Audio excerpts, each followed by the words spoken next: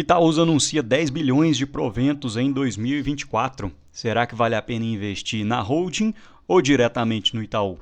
Olá pessoal, meu nome é Rafael, falo do canal Ponto de Investimento. Peço para curtir e comentar o vídeo desde já.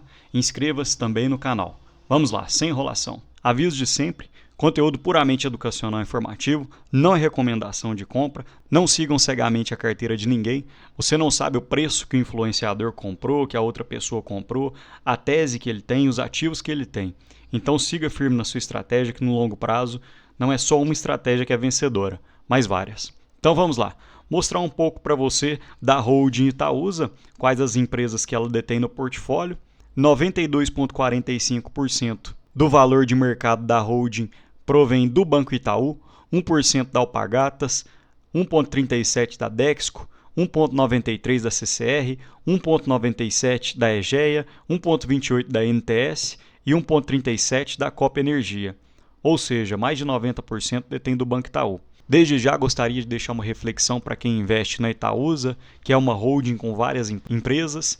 Apesar do foco no Itaú, ela detém outras empresas no portfólio.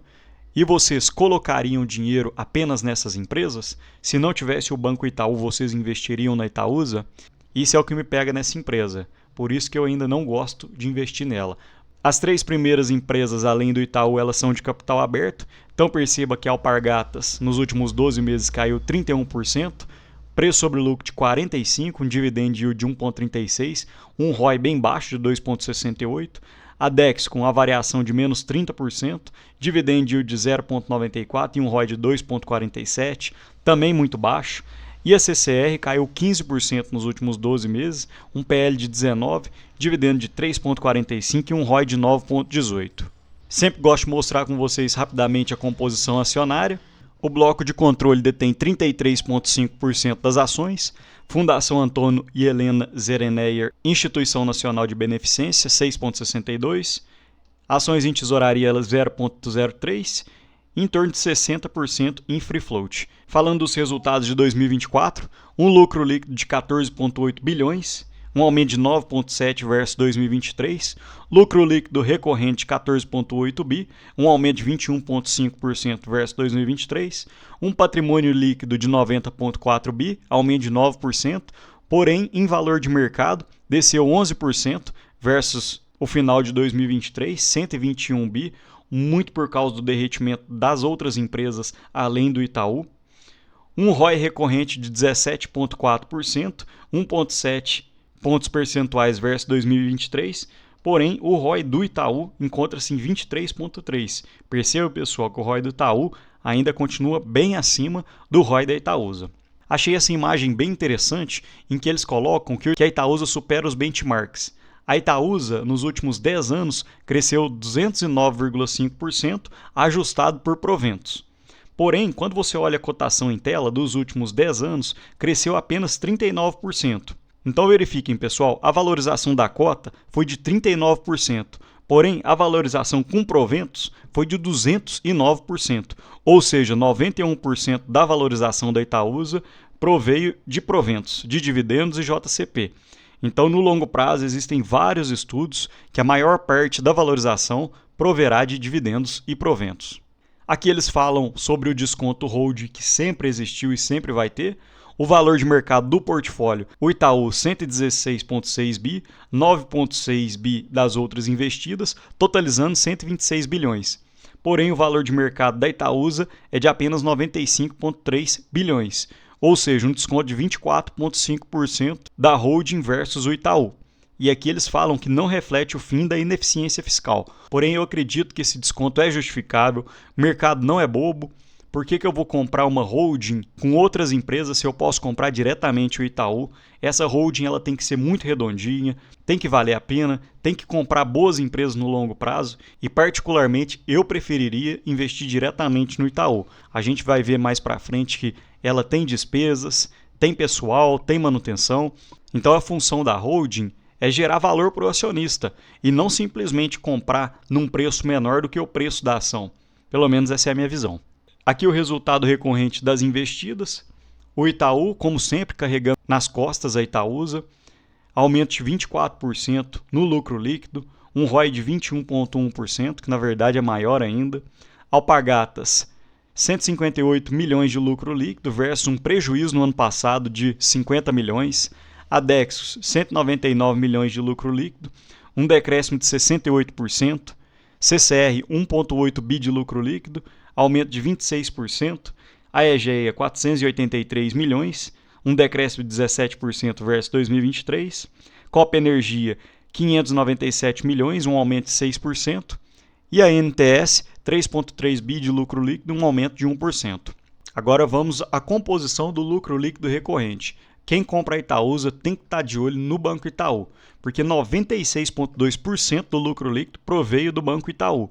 O Itaú gerou 15,126 bi de lucro líquido e a Itaúsa 15,722. E é o que eu havia falado, pessoal. Perceba que de resultado próprio houve um prejuízo, despesas de 691 milhões.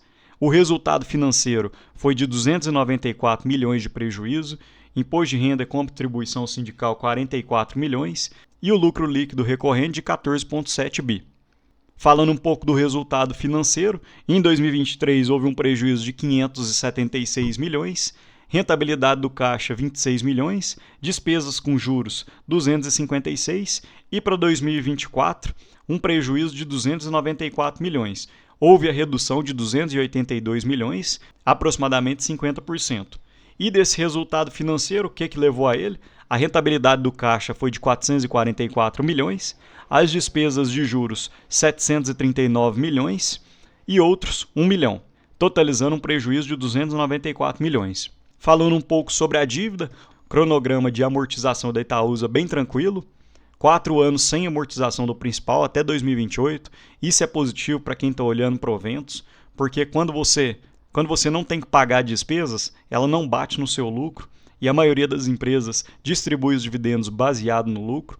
E mesmo depois de 2028, a dívida da Itaúsa ainda é muito tranquila. Perceba que o custo médio é de CDI mais 1,54%, a dívida líquida sobre o PL de apenas 1%, dívida líquida de 1,1 bi, a alavancagem, que é a dívida líquida sobre o NAV, que são os ativos líquidos, em torno de 0,8%, prazo médio de 6,6 anos e uma cobertura de juros de 13 vezes, que são os proventos divididos pelas despesas dos juros.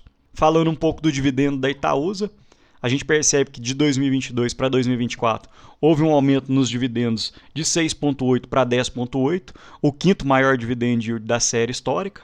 Muito disso veio do Itaú, que aumentou seu payout. Logo, a Itaúsa também aumenta o seu payout. A Itaúsa promete distribuir todo o provento do Itaú. Também uma subscrição de ações, um aumento de capital de 1 bi, o preço da ação de 6,7, 30% de deságio, então realmente vale a pena. Porém, essa subscrição foi bem pequena, salvo engano, foi de 1,3, 1,4%. E a posição acionária só para quem estava até 17 de fevereiro, ou seja, já passou. E a adesão até dia 10 de abril. Falando um pouco do fluxo de proventos por competência, perceba que na barra azul clara são os proventos de 2023, na barra azul escura os proventos de 2024. O Itaú pagou 9,5 bilhões em proventos e a Itaúsa pagou 9,9 bi de proventos no total, ou seja, 96,3% do dividend yield proveio do Itaú.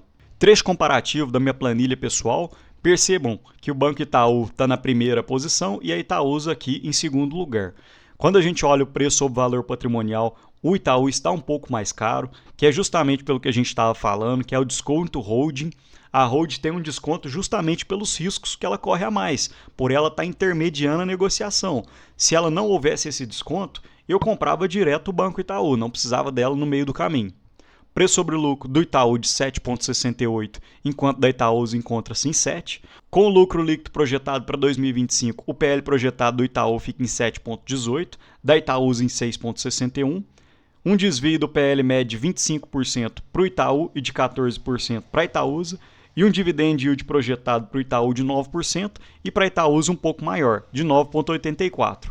E é o que eu sempre falo, pessoal, tem que ter o pensamento de dono. Quando você está investindo numa empresa, você tem que pensar que você está comprando um pedacinho dela, um tijolinho, uma contratação que seja, uma pessoa que está lá dentro, você está pagando ela, você está ajudando ela. Então você tem que ter o pensamento de dono. Não é simplesmente olhar os parâmetros, você olha o ROI, o preço sobre o lucro e decide, não, essa empresa está melhor que a outra. Não, você tem que entender que você está comprando o Banco Itaú ou você está comprando a holding Itaúsa.